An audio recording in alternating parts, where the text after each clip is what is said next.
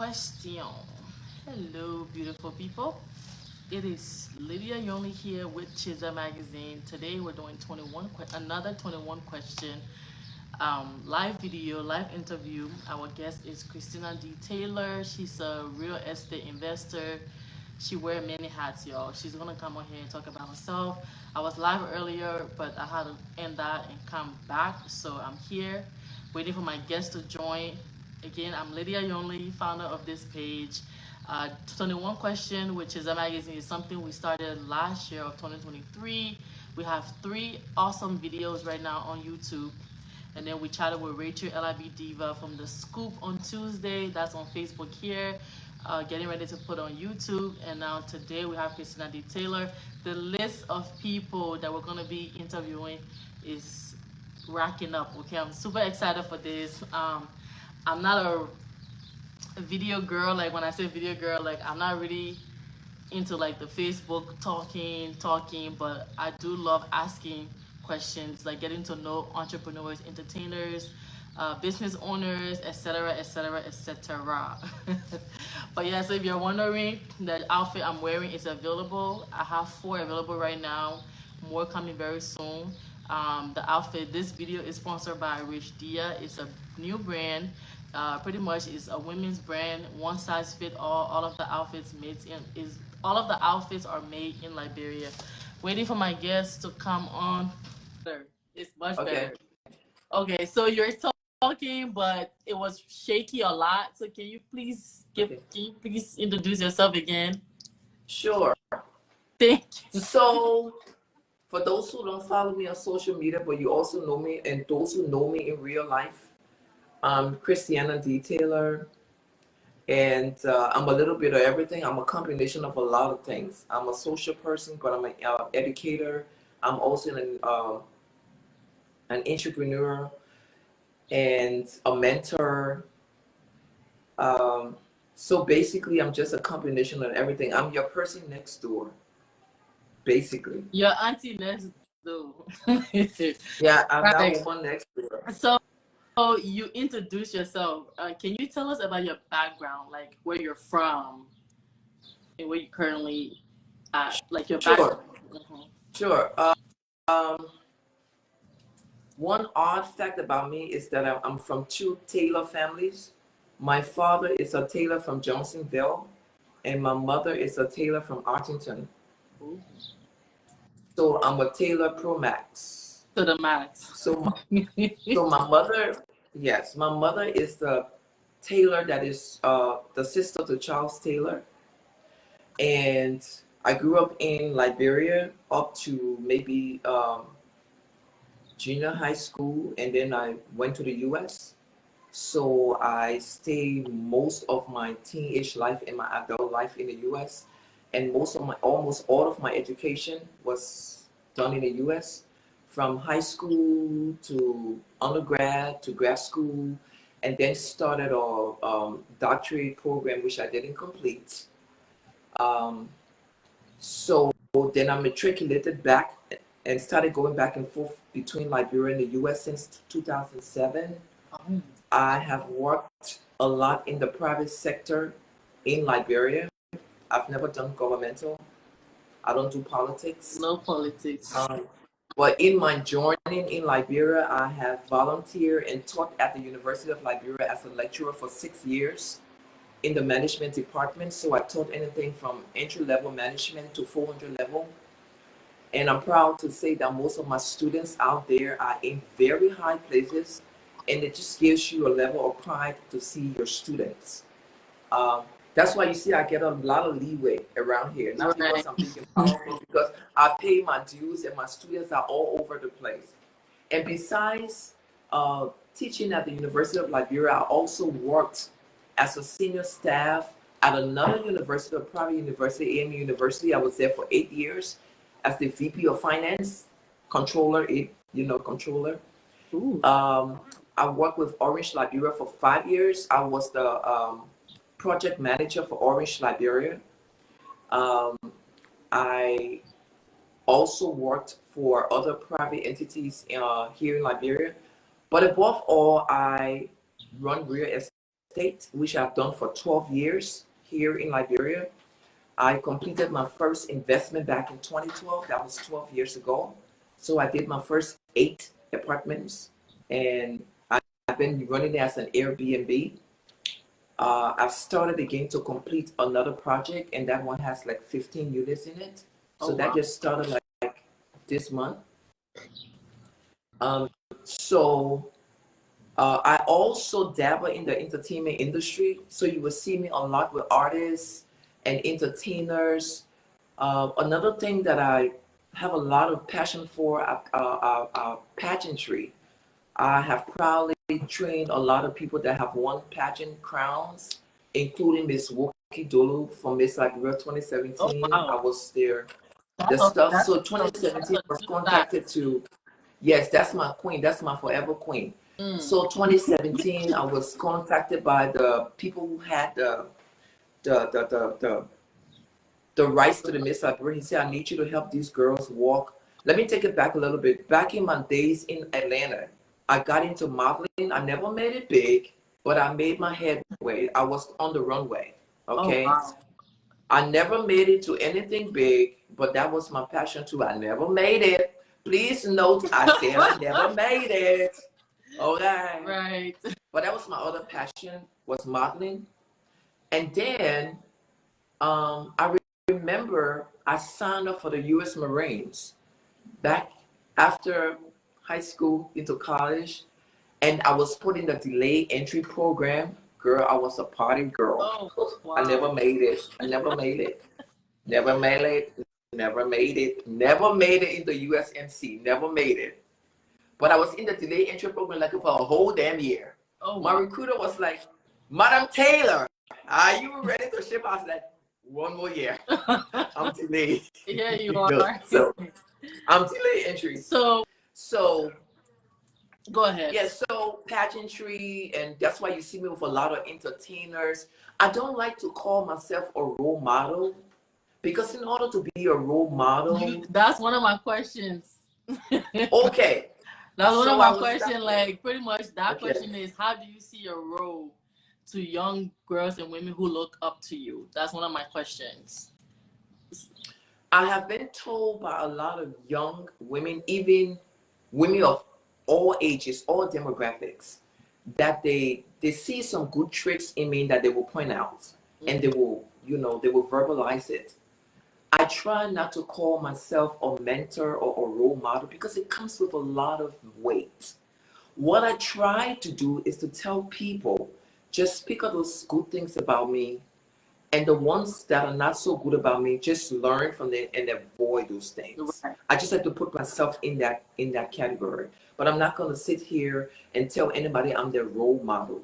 And it kind of bothers me when people are out there looking for role models. Then that means there's something wrong with your family structure.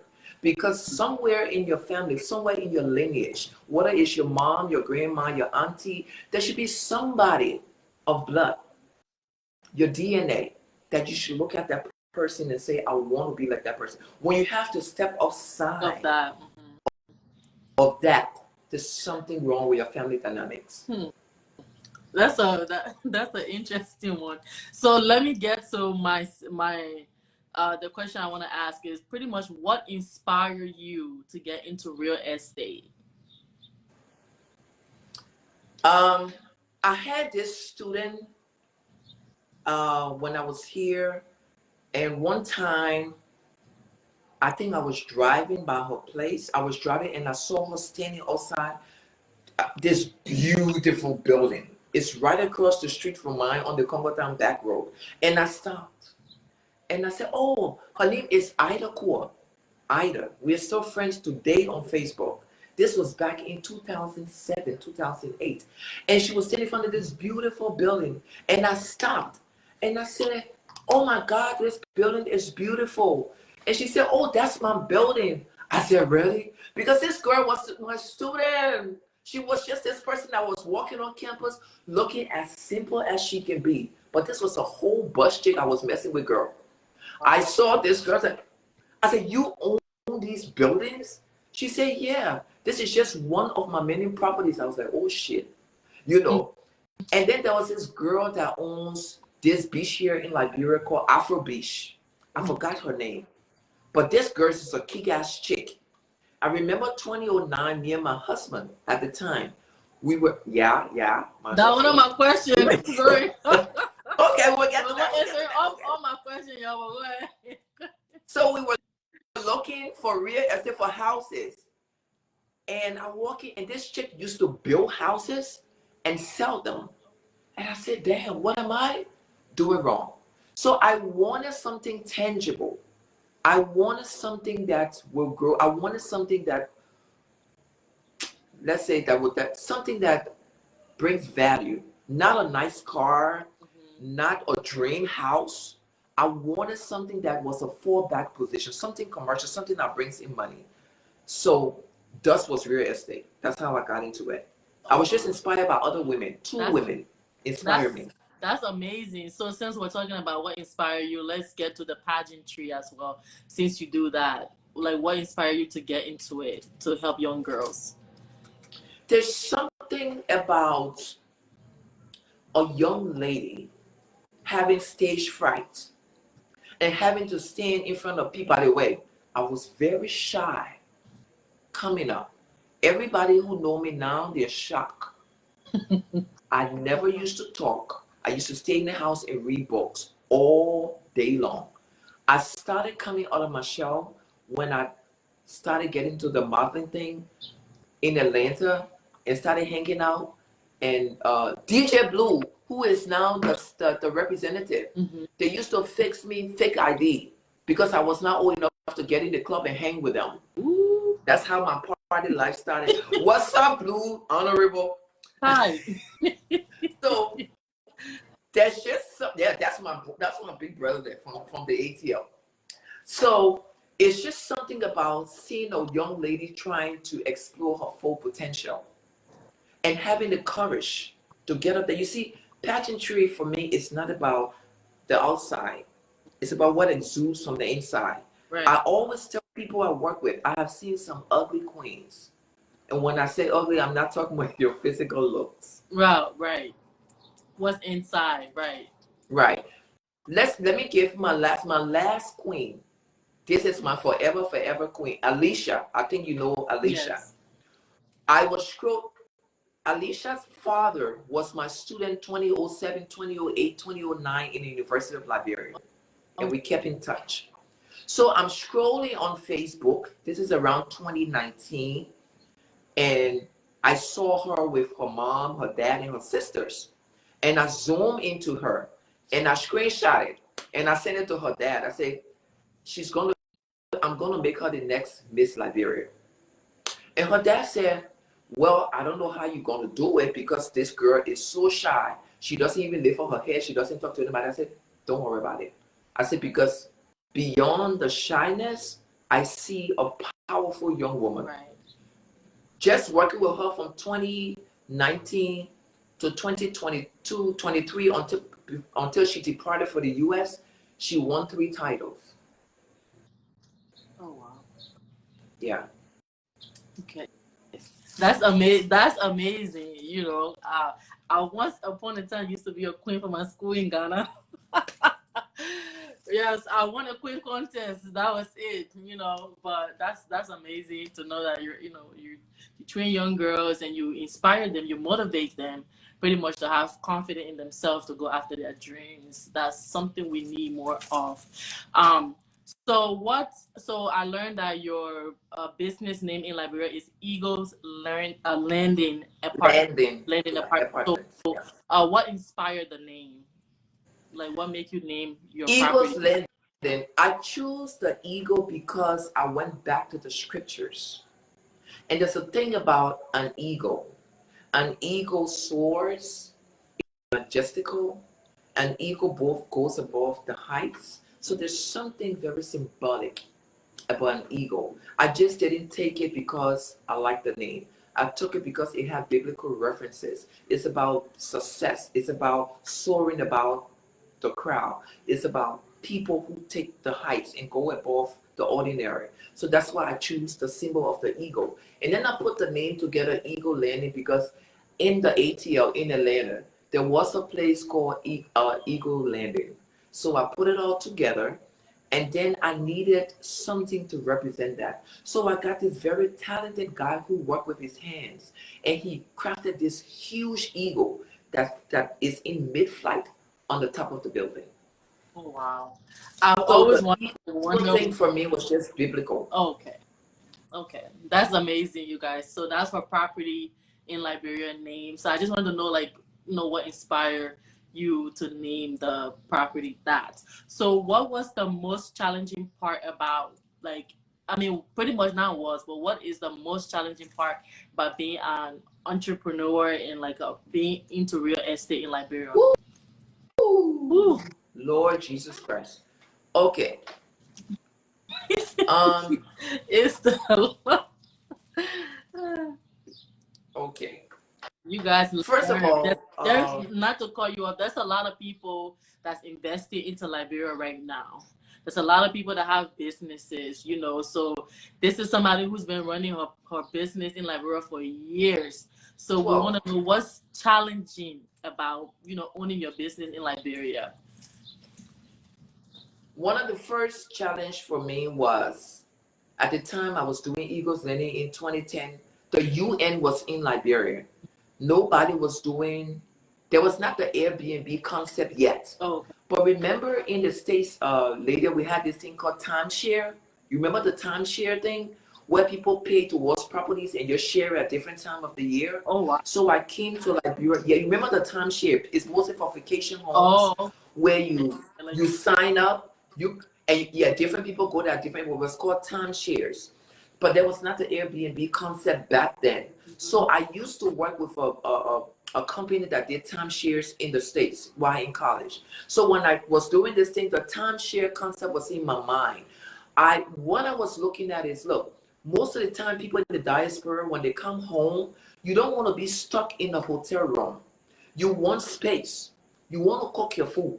You want your people to come, but you want it to be affordable. Right. At the time I was building this, nobody was doing that. In Liberia at the time, 2010, you had to pay for an apartment for 1 year down. Ooh, right? Wow.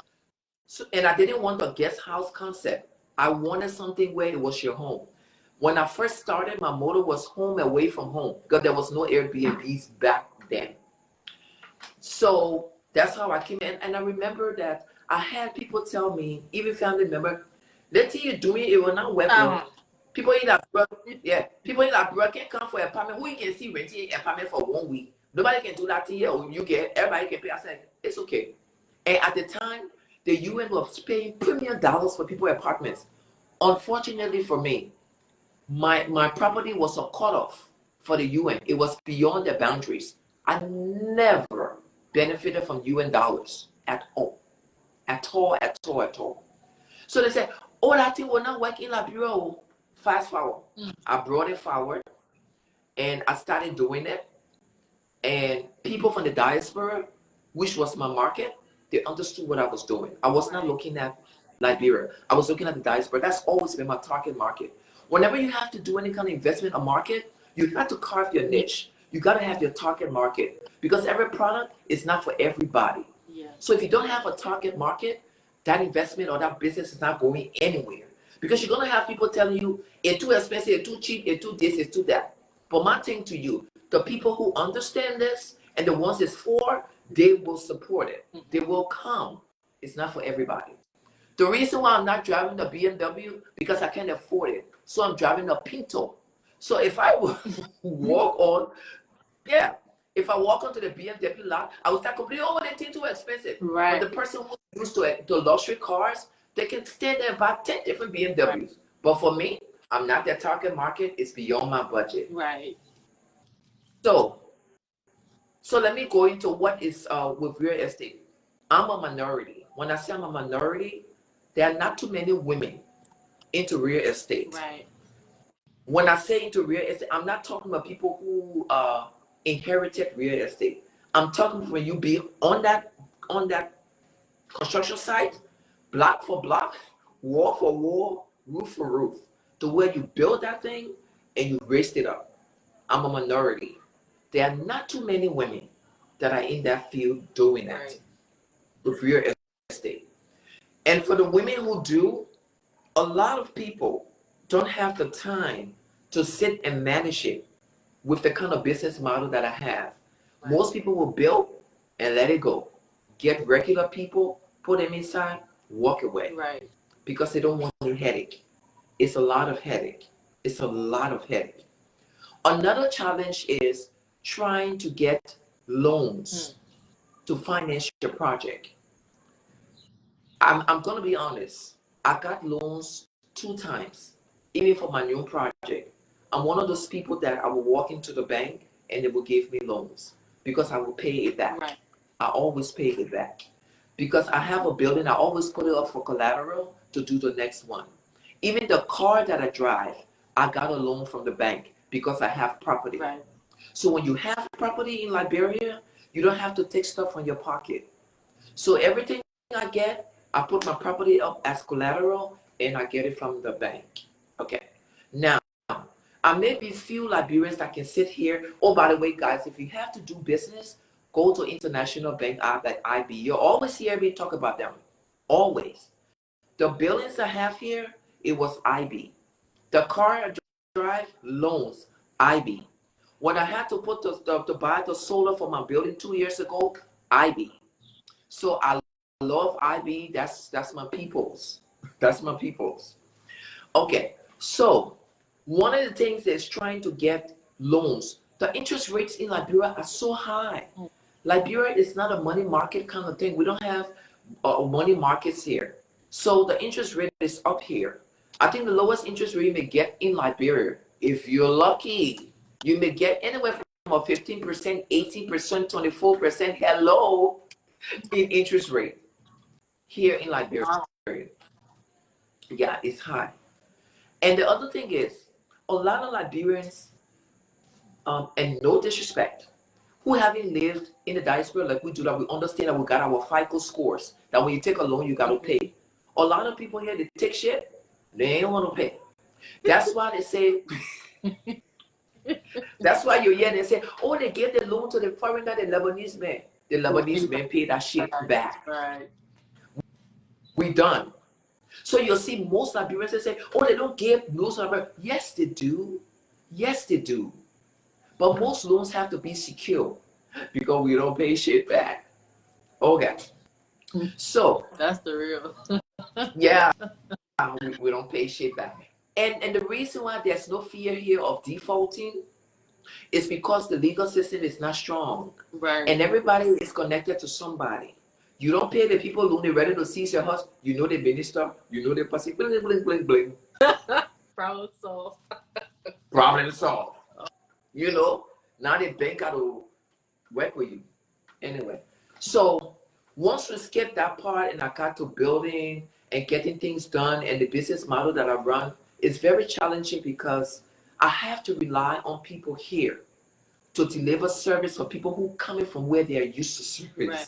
We're used to service. You know how we yell for service in the US. You know how we will scream for service in the US. It's very challenging here. Very challenging, especially in this business that I'm in, trying to run an Airbnb, especially where things got to be A certain way. on time. Has it always been perfect? No.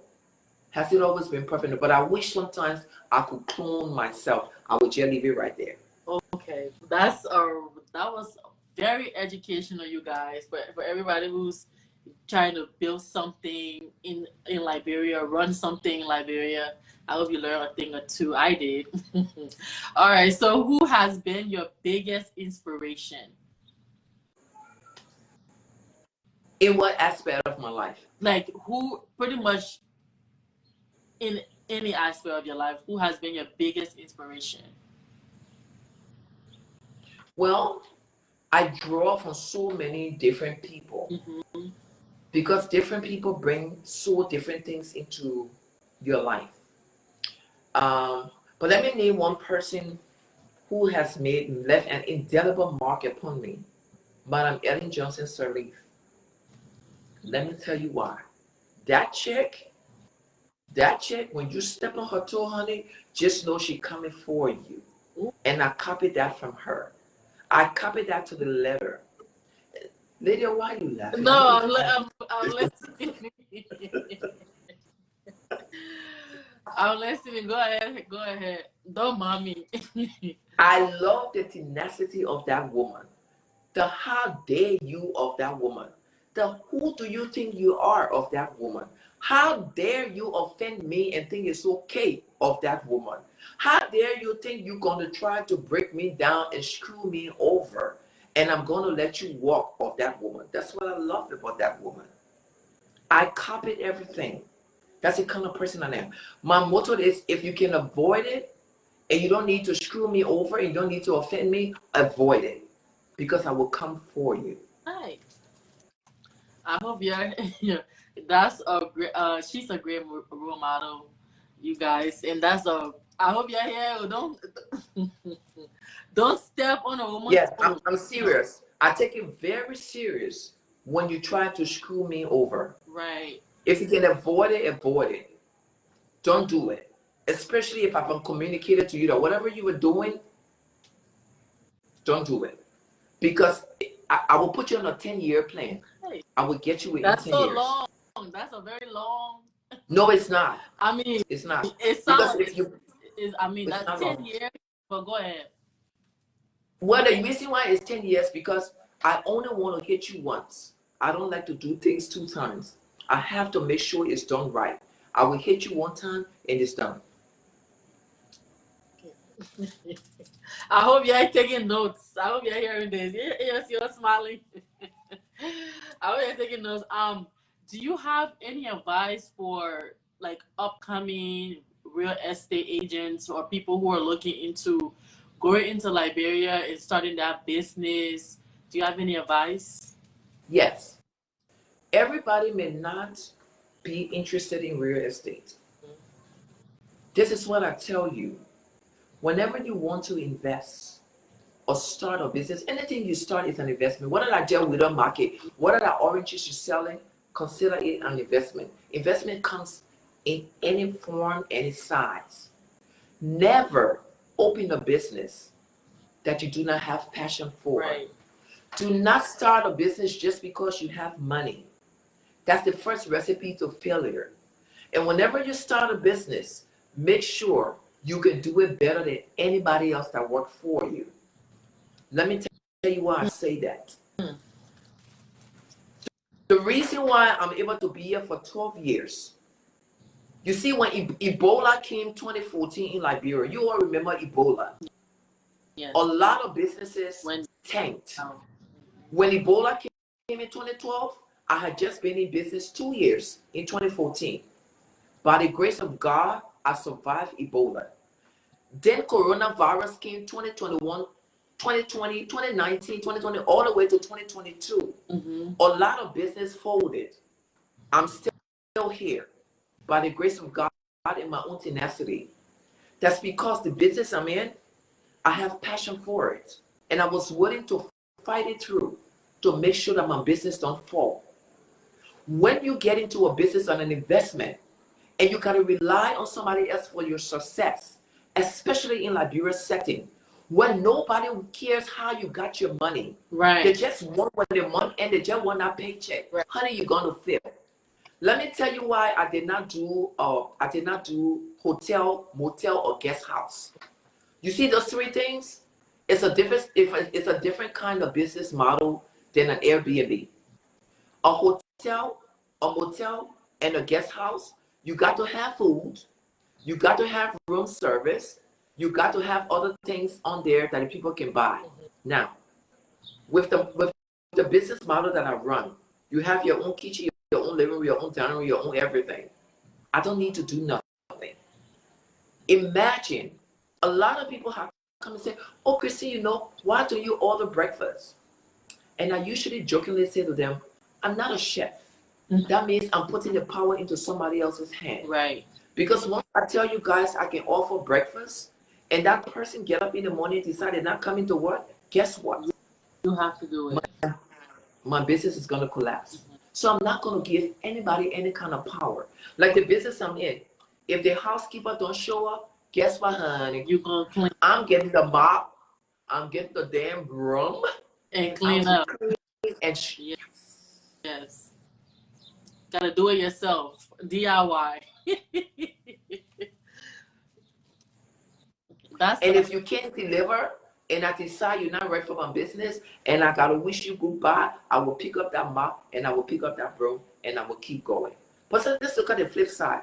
Now I've added food. I've added a restaurant to my business. I gotta rely on Lydia and John and Gabe and other persons to prepare that food. Right. And maybe they're not preparing the food right, or they're not showing up, or everything running out of the kitchen, and I can't deliver the food anymore. And the customer say, oh, they can sour, they do something, or they want to do this. I'm not a chef. I may be able to cook for myself, but I'm not trained professionally to cook for a large group of people. What's going to happen with that? So let me go back to your question. When you decide to get into business in Liberia or anywhere, make sure that business is your passion. You love doing it. It's your heartbeat. If your heart were to stop, just mention your investment should start your heart beating again. Do, do, do, do, do, do. If it doesn't do that, you're wasting your money. Right. It's like me getting up later and go open a garage. What the heck do I know about cars? What do I know about cars? Right. I don't know anything about repairing a car. I don't know the least thing about it. That means I'm depending on those mechanics. Mm-hmm. So I'm the head, I'm a figurehead. So that means I've taken my entire investment and put it into other people's hands for its success. Don't ever do that. That's step one. Step two, when you decide to invest on the Liberian market, the country is green. When I say green, that means everything here will sell. There's a market here for most everything. Always come and do your market analysis yourself. Go around, do a comparative analysis, benchmark. Benchmarking means you go to other business similar to what you're trying to do. Go around the city. See who has what. How much they're selling it for. Who's going there. Walk around the city. Don't just assume because everything you come to do, somebody else has done it or is doing it. Don't assume that you have the answers. Ask. Go around, benchmark, go around, ask questions, look that, do your homework. And lastly, don't never be too proud to ask. Never. Let me tell you one thing I did later when I was building my place, even before my place was finished. I was visiting everybody else in this town that has a similar business to mine in this town. And I will tell you another thing. Even now, everybody that has a business bigger than mine, better than mine, same than mine, I know all of them. I pick up the phone and I say, hi, I'm Christine. I'm the girl that owns Eagles Landing. I will be to your place tomorrow to visit your place. And then I will take their business and I will share it. Right. And then sometimes when people come to me, and because I'm a smaller place, I say, oh, you know what? I got a list of places. I do that for everybody. You know what? Because I don't see other people as competition. What's for me will come to me. If I want my business to boom, I need to increase my service level. I need to do different things to keep customers. I don't see anybody else coming onto the market as a threat that, oh, they're coming to take business from me. No, only me can take business from me and the economy. That's about it. Those are very great points. I'm learning so much. I hope you guys are too.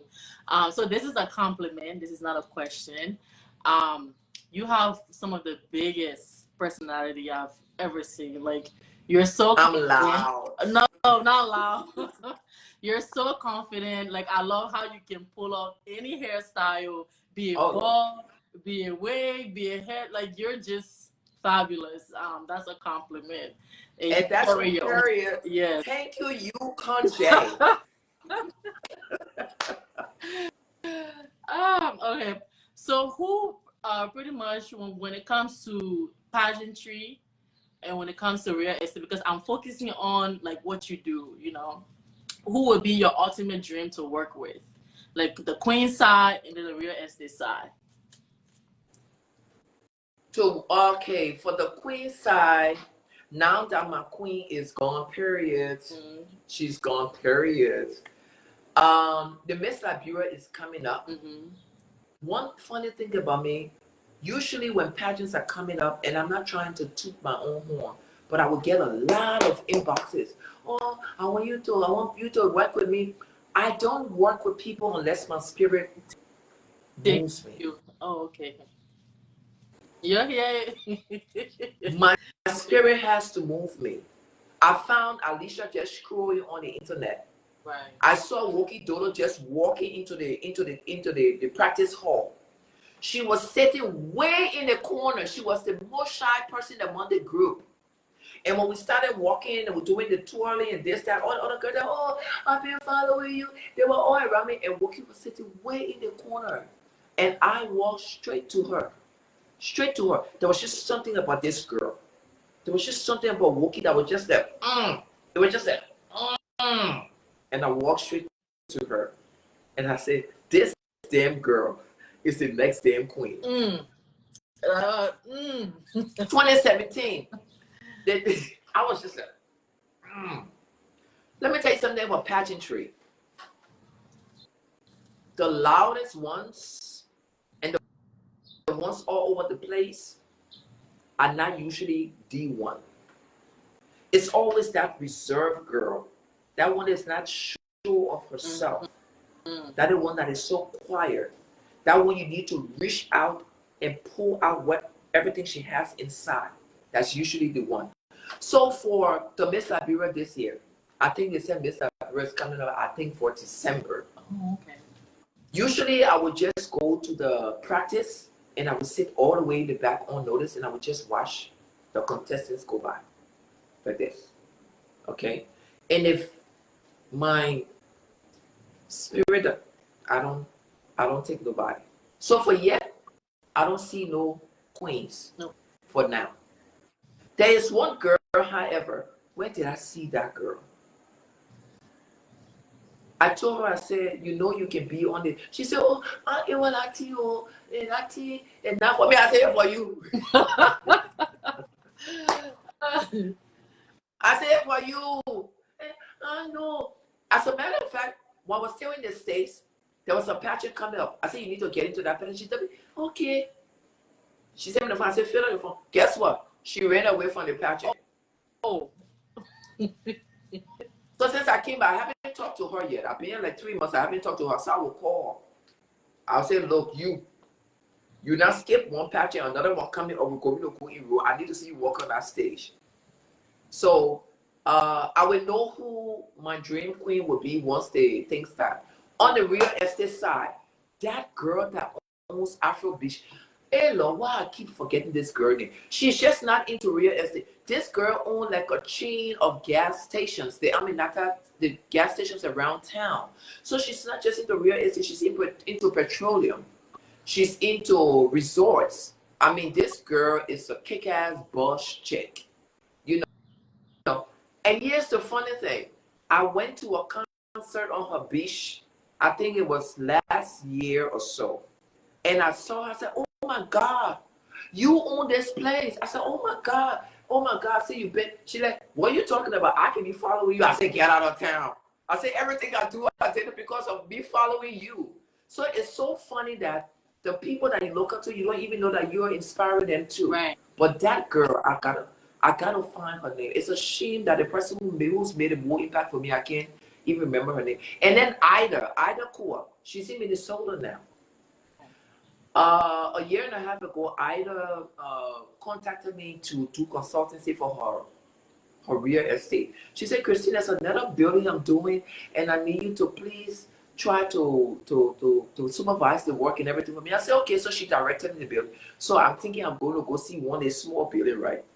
So I drive it, and I got to the place, and I drove into the yard. I was like, oh shit, this same girl.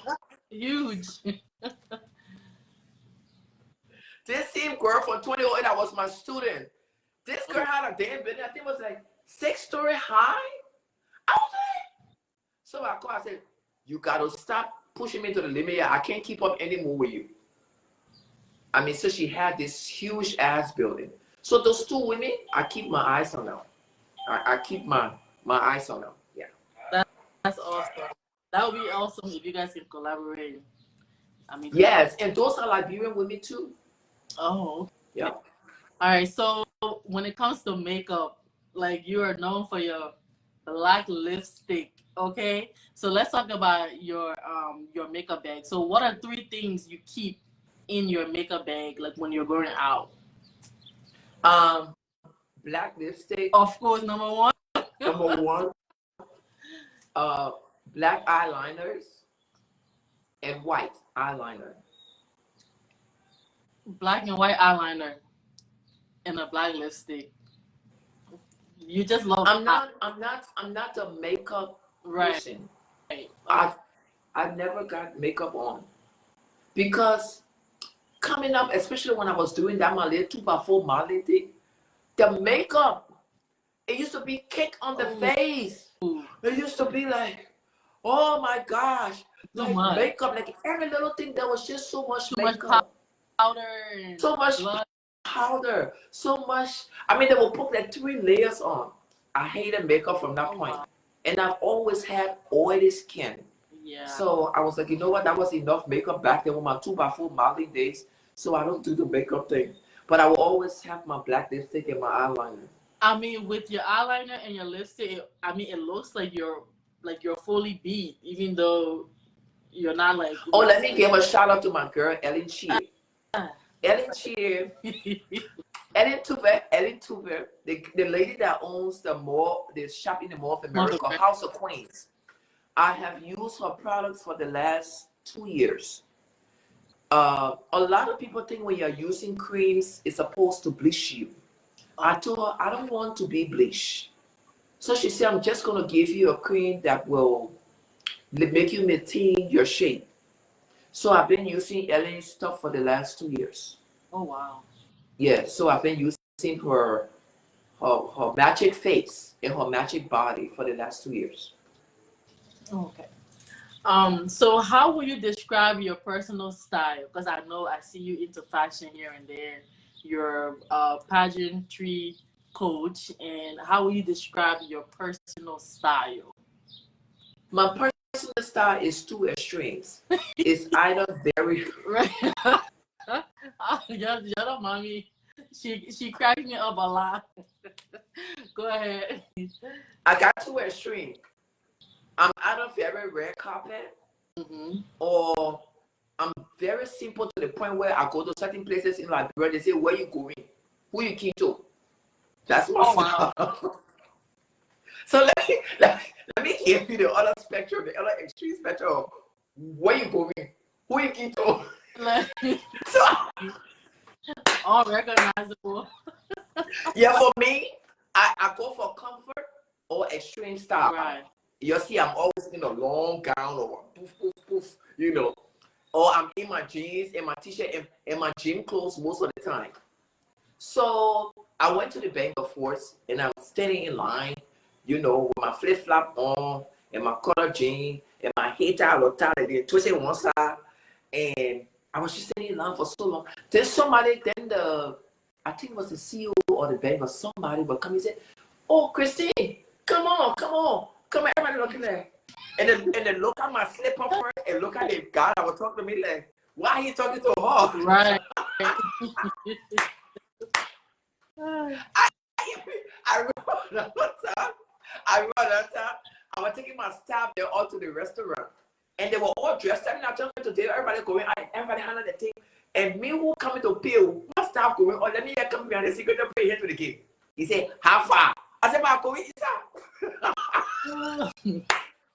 I said, "I'm going inside." Then he looked down at me, he looked up, he said, "Eh." Then the other boss said, then one of the guys, one of my staff said, "You better leave our boy, you know, like, we're not going to be paying for the food."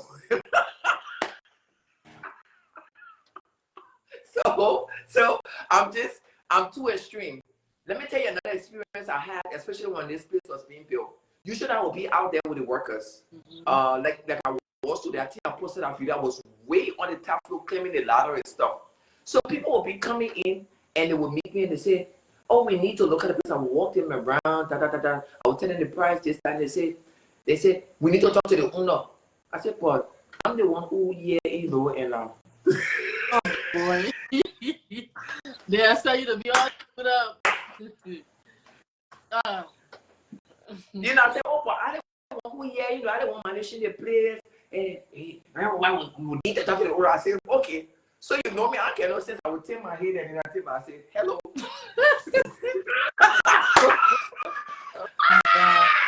like really? Woo! And for me, I like to start, I always like to have a signature. Yeah. There was a time I used to wear mohawk a lot. My hair was always in a mohawk, right? So I retired our other signature. Then you notice I started the black lipstick thing, and I've gone with that for almost 3 years plus. Oh. You notice another thing, there's always one key in my ear, if you haven't noticed that. Now I'm paying attention to that. Really? Oh. Yeah, there's always one key in my earring. Okay, this is my other signature. Okay, one key. Okay. This is also for body. This was a lesson in life. That's why it's here. Okay. Everything I do has a. Why do y'all want key? My chica, let me ask you. Seriously, why y'all want key in your ear? Tell us. Oh my goodness. This one more. So, there's always one key in my ear. I've been doing this one key thing, I think, since high school. This one key thing. I will do every now and then. But you know what? Sometimes when you get into the corporate world, like, you know, I can't be doing this. Or talking about the corporate, before I tell you about this key. So, I went to take my driver's license here, my Liberian driver's license. And when I got in there, the man said, take that thing from your nose. I said, what? He said, that thing from your nose. I said, oh, that's my nose ring. This was last week. So he said, take that thing from your nose.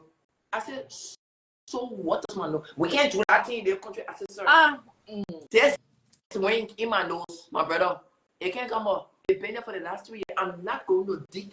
So do you know this dude took the black permanent marker for me to mark the thing off my nose? No way. Wow. Like, is it that deep? Like, I mean, that's your driver license. Like, say that here all of my time.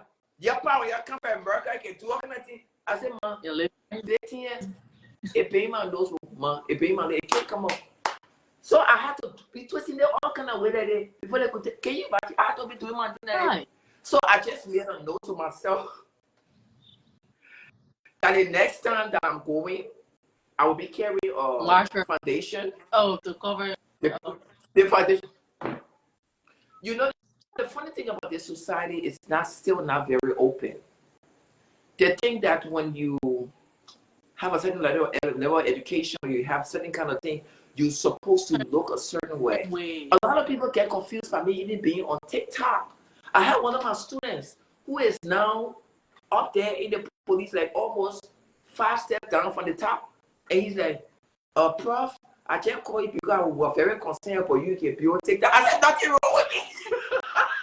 Nothing wrong with me. I said, nothing wrong with me. Oh, my God. Nothing wrong with me. You know, nothing wrong with me. You know, in Liberia, it's two extremes.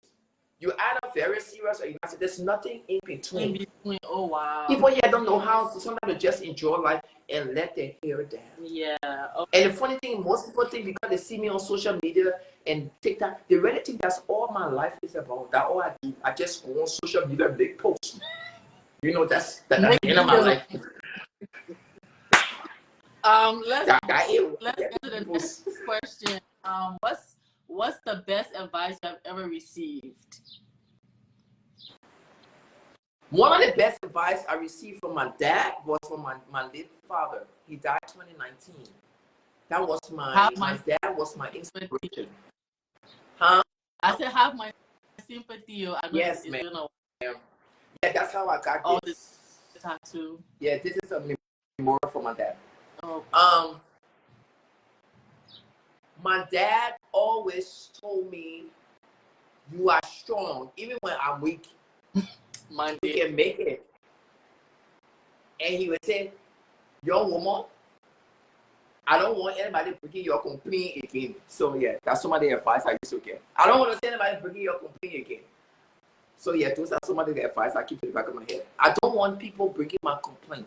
Right. That's why you see I stay away from Facebook beef. People insulting and me responding back. Right. Because contrary to what most people think, because all of us sit on the Blue app, some of us have a lot to lose. Yeah. We may not come out here a lot and toot our horns and boast, but in real life, some of us have really worked hard. Facebook didn't make us. Right. It only accentuated what we have been doing behind the scenes. Okay, if Facebook was to cut off today, I would still be known. Right. Because prior to Facebook, I built my life. So that's why I don't do a lot of stuff on here, but I'm ghetto as fuck.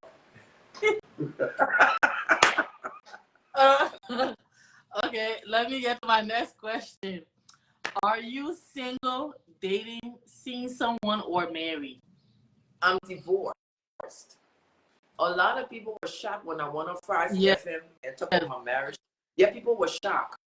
So I got married 20. Shit, when did I get married?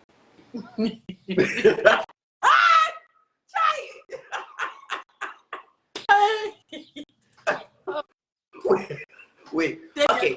So I met my then husband 2006 when I came to Liberia. We did it 2006, 2007, 2008. 3 years. We got married 2008. We were divorced by 2012. Oh wow. 6, 7, 8, 9, 10. 7, 8, 9, 10. Yeah, about 5, 6 years. The marriage, actually the marriage was shorter than the actual dating time. So I'm divorced. Between my divorce and then in between, I've done a lot of other stuff. Some I'm proud of, some I'm not too proud of, but there's been a lot of things in between. Currently now, I have a little more preference for who I date. There's a time in your life that it's not about sex anymore. Right. It's not about sex and it's not about good looks. Sometimes it's just about, and sometimes too, it's not about wealth. Sometimes it's just about that person that gives you your peace of mind. Yes. You want that peace of mind. I'm very particular about people that I say, oh, we're dating, because where I am, there's so much I have achieved. There's a whole lot more I want to achieve. I don't want anybody upsetting my balance right now and making me to lose my focus. Right. You see, ladies, let me tell you something. When you have your shit together, you can decide who you want to be bothered with. I'm not trying to be funny. I'm not saying you got to be a hoe. I'm just saying you have a lot more preference. Yeah, I ain't say you got to be a hoe. I'm just saying. I'm just saying that you have a wide range of choices. There are 3 stages in the dating thing, lady. Who want you? Who you want? And anything you can get. Hey. Right. Child, you don't want to get to anything you can get. That's a very devastating state to be in. Oh. I hope you guys are learning. I'm learning so much, you guys.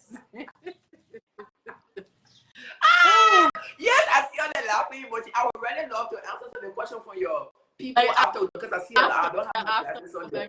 But who want you? Who you want?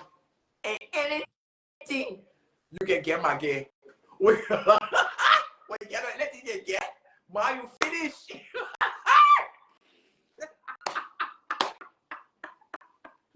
I know a lot of people speculate on here who they think I'm dating.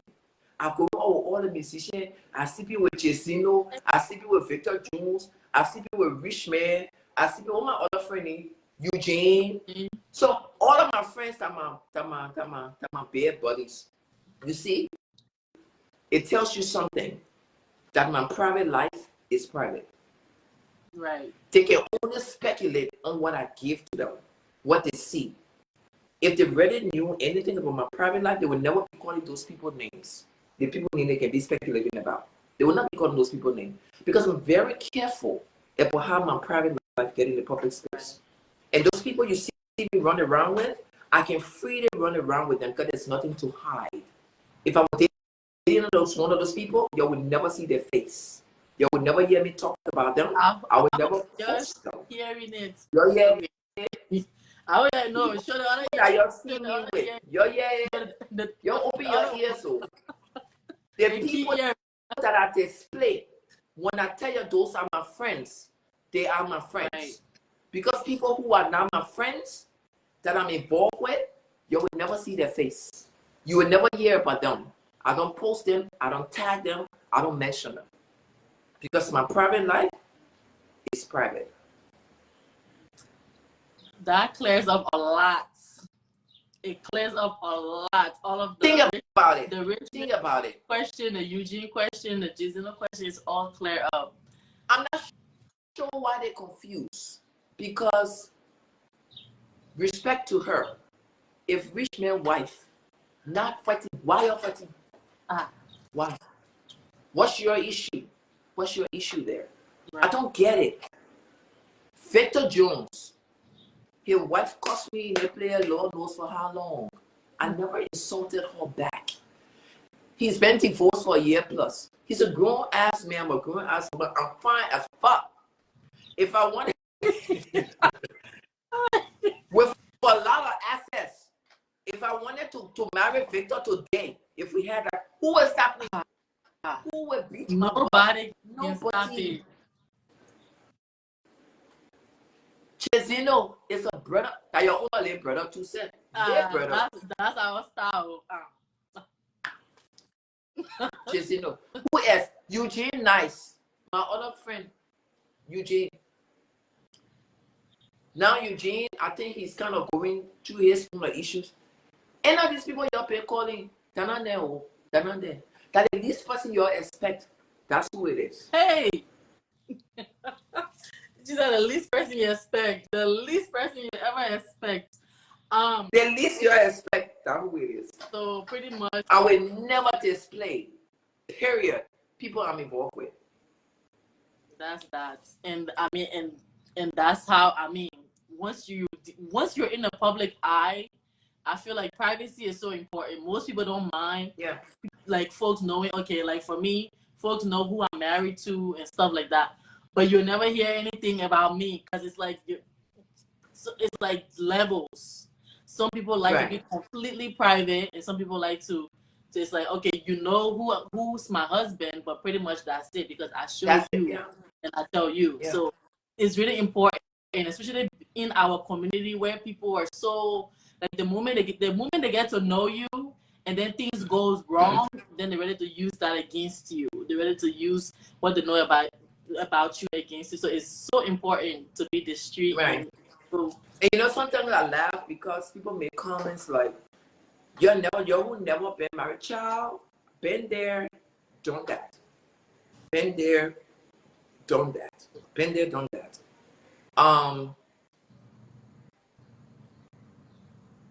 And divorced. I don't have to say it, but it's there. Right. So a lot of people are shocked. A lot of people on here today will be shocked to know that I was married. I'm not going to say his name. Those who know. We have a pretty good relationship. He has moved on with his new family, and we're good. We're cool. We talk. He was even at my father's funeral. He was there the whole time because even after I was divorced, my father loved him. My dad said, I know that you're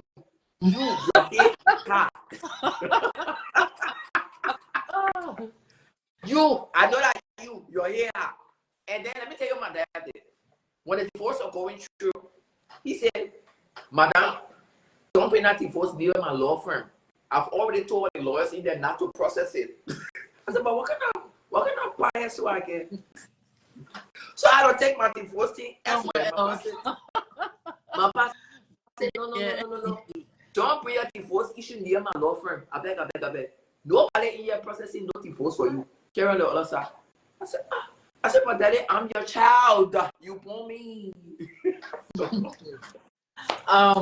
So let's get to the next question. What are some of your success habits, like your daily routine? Some of my success habits? Yes. Like your daily routine. Like what do you do daily? To be honest, Girl. I would think one of my best. I think one of the things that have really got me through. I always have a to-do list. Some people may call it a priority list or whatever. I always have a to-do list. I always have things that I list in order for importance and the day by which I need to execute it. And I always keep it on my phone also, and I let my Google Calendar and everything go off to make sure those things are done. I'm somebody who procrastinates a lot. That's a habit that I've tried to fight. I can't fight it. Even in college, I would do my paper at the last minute. I would study at the last minute. I would do everything at the last minute. But one thing I found out is sometimes I produce my best work when I'm under pressure. If you can't stand pressure, don't do that. But that's me. Right. When things are hitting me like that, that's when I think fast, I react fast, and I get things done. One bad habit I have that you guys shouldn't do, I'm somebody who worry about everything. Even if I know I can solve it. I had to get to a point to tell myself, you know what? I can't kill myself. I'll just have to let it go. Whatever happens, happens. But the kind of person that will stay up all day, all night. I gotta find an answer to that thing. I gotta know why it's happening. I will stress myself out. Okay. So one of the things that got me through is always keeping a list Of things and checking that list every day. What I haven't done, what I need to do, what the next thing I need to do. You won't even believe, Lydia, I got all my credit cards at the first and the 15th of every month. I go on my app with all my credit cards. I put the limit, the available, the balance, the due date. And all of it is on direct debit. And gotta make sure that credit card on everything is paid. So I'm the kind of person I like to keep a list. Visual, like to kind of see. Like for me, I'm a visual person. I have to see. Correct. I gotta see. Yeah. What? I'm a follow through person. I'm the kind of person I believe in feedback. If I tell you Constructive feedback. no, well, what is no, feedback in a different form. Okay. Like for example, when you approach me and say, Christine, we need to do this interview. Oh, okay. I needed to get back to you to say yes or no, not leave you hanging. Right. It's frustrating when people leave you hanging. Mm-hmm. It's so unprofessional. Yeah. We agree on something. Whether you can get it done or not, just let me know. Right. I'd rather just have an answer. Don't leave me hanging. Don't avoid me because you know we got something pending. Right. Even if it's a text message, send it to me and say I can do it, yes, no, whatever. But I just need to know. Because for me, I gotta always have my next course of action. Yeah, I always gotta have like that. And some people leave people hanging, and we all got correct bad habits and traits. But yeah, especially nowadays where you're busy and you got different things going on, and then the person not responding. Yeah, definitely. Do you speak any other language or your dialect? I get dialect, man. Yes, you do. Which tribe you Oh, from? my dialect. For Joseph and Attention, sister, I be 110% Congo. You want to say so? You want to bring it so? I be Congo. I represent Upriver 101%. Bam. I'm not even trying to pretend. I know my uncle told you say he will cool. That was just to you. He told you he will cool. We kept asking, really? But saying when he to have a try, he gave you one. Okay? Because honestly, from that other Taylor side, our grandfather, Charles Taylor father, my mother's father is from Barbados. Oh. So I didn't know where he got the Congo from. My grandmother, I mean the Gola part from.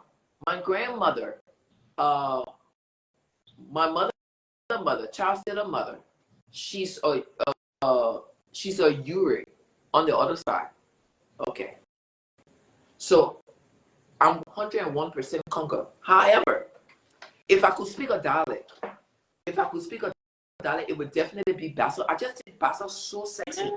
I just think Basso is one of the sexy. I mean, it's just music. Period. Mm. You know, period. I mean, I love the language. I love the Bassa dialect. That even my building that I built, I got the Bassa mask. Ooh, okay. On the front of the building is really big. It's carved. It's been there for 12 years. Wow. And then I asked, you know, a lot of Liberian people, when they put their place, they will put Aquaba, which means welcome. I said, I ain't putting no Aquaba on my building. They're building a Bassa building. Right. So I called one of my Bassa friends from River Sets. I asked her, I said, how do you say welcome in your River Set Bassa? She said, Aboyine. Hey, so I put in there on my building. I'm not pronouncing it right. I put in there with a big Bassa mask. It's on the front of my building. That's amazing. It means welcome. Yeah. Hey. Yeah. Text me that word. I got to text her. Give me welcome in the River Says Bassa thing. Welcome. Yeah. That's amazing. That's amazing. So your Congo woman. No. 110% pure bread. Pure. That means. Okay, so what's the question? What's your biggest pet peeve? Like something you dislike? Hey, Chineke. We have to learn each other in this industry. One of my pet peeves. One of my pet peeves is a lazy ass man. Hi. Oh, guys, the guy is suffering today. Good.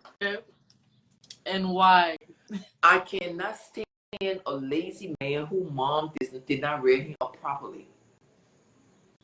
If your mom did not give you adequate home training, I am not your mama.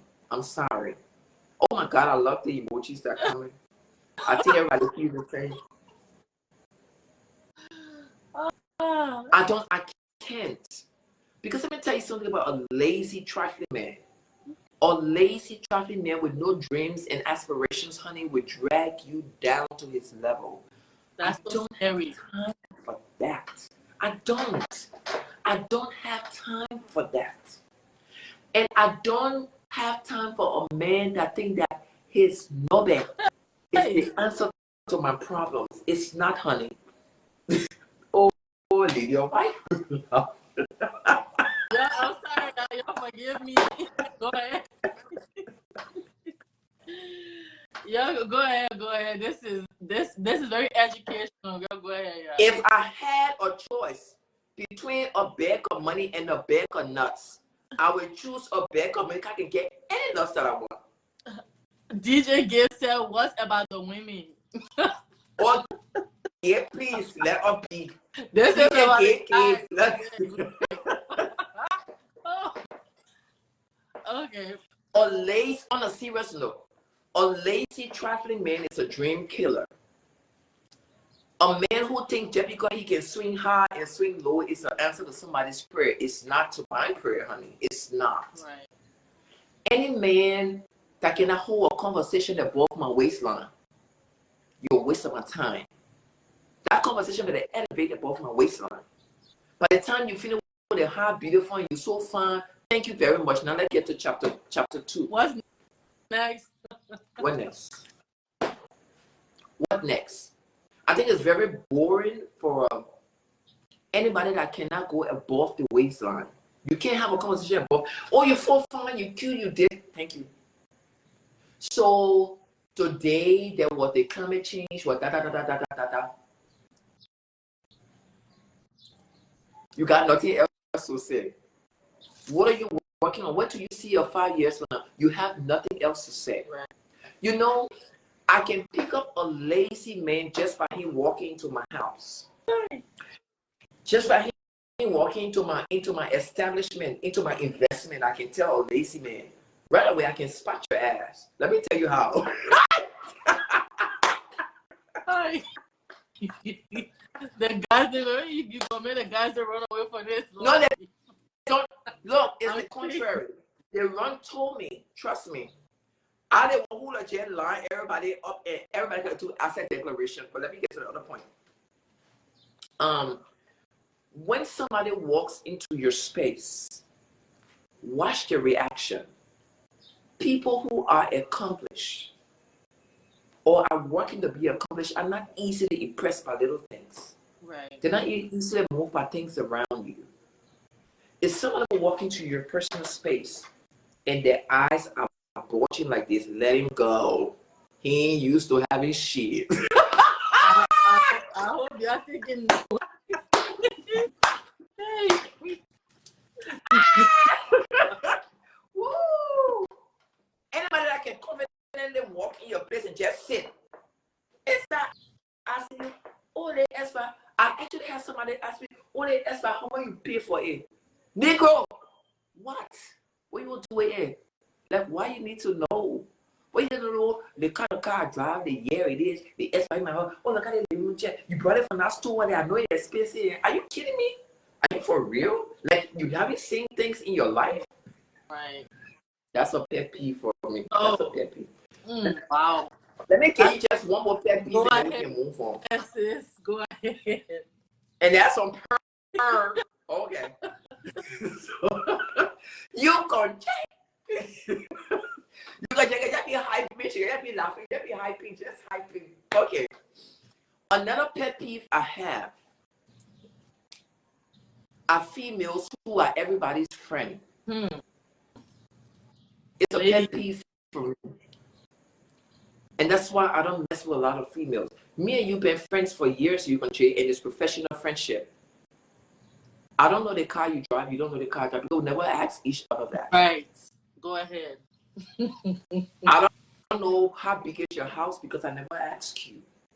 You've never asked me how many buildings I got, when I build it, or what. You never asked me. Okay. The same people I've seen you hanging around since I got to know you are the same people you are still hanging around.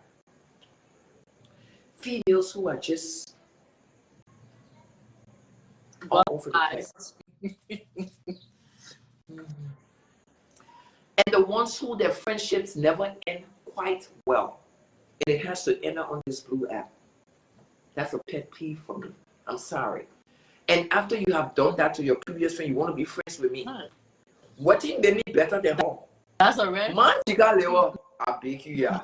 I beg you, yeah. I will get to know you on this blue app and you will stay right on this blue app. Because you're nobody's friend. You're nobody's friend. Anybody who's everybody's friend is nobody's friend. Anybody who has no loyalty, you can never be my friend. Because you see what? I'm loyal. I believe in loyalty. I will stand with my peoples, even if nobody stand with you. My ass is stand. Right. Because I believe in what I believe in. I believe in who I believe in. I stand. I don't care if nobody stand with me. My ass is standing.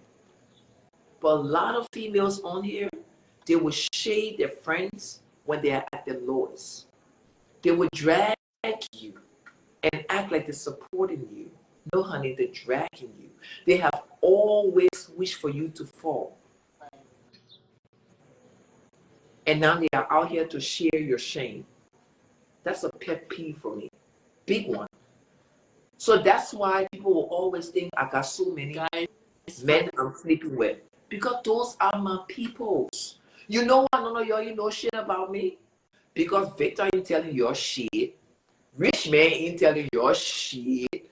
Eugene not telling you not a damn thing. Chesina not telling you a damn thing. You ain't hearing it anytime soon. You will have to call them number C for them to tell you.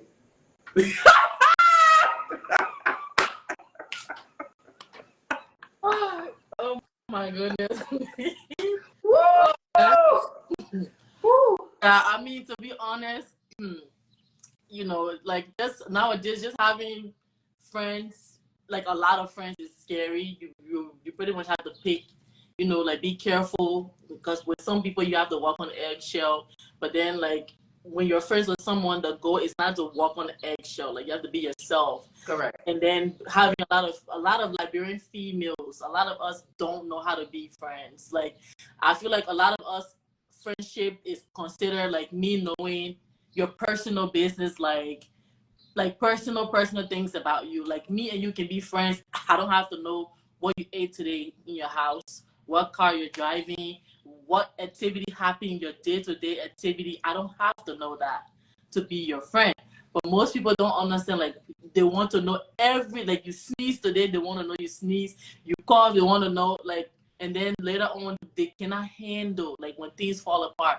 They can handle all that information that they got about you. They don't know what to, yeah, like, they don't know how to. Yeah, so for me personally, I can be your friend for 3, 4 years, 5 years. There's certain things, if you don't tell me, I'm never going to ask you. You have to tell me. If you tell me, that means you trust me, you know? So that's, I mean, pretty much. Now I see why the life is frozen. You guys, we've been live for a while. Maybe Facebook ended it. We've been live for a while now. Almost 2 hours. Sis Christina, you're frozen. Oh, yeah, we've been live for so long. I only have like 2 more questions. Hopefully she can come back so we can end the live well. But we've been live for almost 2 hours, and it's been a great conversation. I'm chatting with Christiana D. Taylor, and it's been an amazing conversation. I think Facebook probably tired, but sis Christina, if you're watching, please join back. So I have 2 more questions for you, and then we're done, and then we can talk about other things.